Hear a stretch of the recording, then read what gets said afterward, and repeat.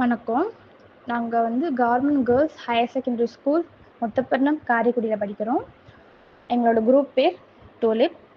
நாங்கள் இந்த எஸ்ஐடிபி ப்ரோக்ராம்காக mini AC செய்யலான்னு இருக்கோம். ரொம்ப காஸ்ட்லாம் இல்லாமல் கம்மியான காஸ்ட்லேயே நல்லா சூப்பரான ஒரு சின்ன ஏசி செய்யலான்னு இருக்கோம். இதுக்கு தேவையானது பெல்லிடையர் மாடுலர்ஸ். இது ஒரு பேட்ரி மாதிரி இருக்கும், சின்னமாக தான் இருக்கும், சின்ன பேட்ரி. இது ஹாட் அண்ட் கூல்டு பேட்ரி இருக்குது. இது ஹாட் ஏரை வெளில தள்ளுறதுக்கும் கூலிங்கான ஏரை நம்மளுக்கு தரத்துக்கும் வச்சுருக்காங்க. இது 12 volts சப்ளை இருந்தாலே போதும், இது நல்லாவே ஒர்க் ஆகும். அப்புறம் டிசி ஃபேன் 2 எடுத்துக்கிறோம், அது சிபியூ ஃபேன்னு சொல்லுவாங்க.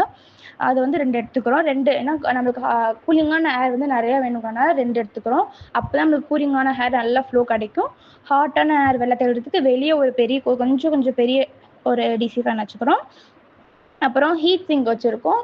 இது எதுக்குன்னா ஹீட் கண்ட்ரோல் பண்ணுறதுக்காகவும் அந்த ஹீட்டை வெளில தள்ளுறதுக்காகவும் வச்சுருக்கோம். அப்புறம் சர்வர் டெஸ்டர் வச்சுருக்கோம்.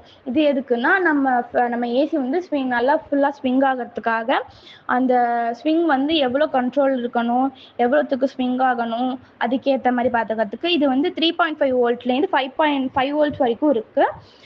அப்புறம் தெர்மோஸ்டிக் வச்சுருக்கோம். அது எதுக்குன்னா எவ்வளோ ரொம்ப ஹீட் கெப்பாசிட்டி தாங்கிறதுக்காக, ரொம்ப ஹீட் வராமல் இருக்கிறதுக்காகவும், கொஞ்சமான ஹீட்டை ப்ரொடியூஸ் பண்ணுறதுக்காகவும், அந்த ஹீட்டை வெளில தள்ளுறதுக்காகவும் இருக்குது. இது ஒரு நல்ல பெனிஃபிட்ஸாகவே இருக்கும். நம்ம பெருசாக ஏசி இருந்துச்சுன்னா அதை வைக்கிறதுக்கும் இடம் பத்தாது, அப்புறம் அதை மாட்டணும், அதெல்லாம் இருக்கணும். அதெல்லாம் இல்லாமல் சின்னமாகவே செய்கிறோம். இதுக்கு இன்வெர்ட்டரும் கனெக்ட் பண்ணி வச்சுருக்கோம். நம்ம இன்வெர்ட்டர்லேயும் ஓடுற மாதிரி இருக்கும்.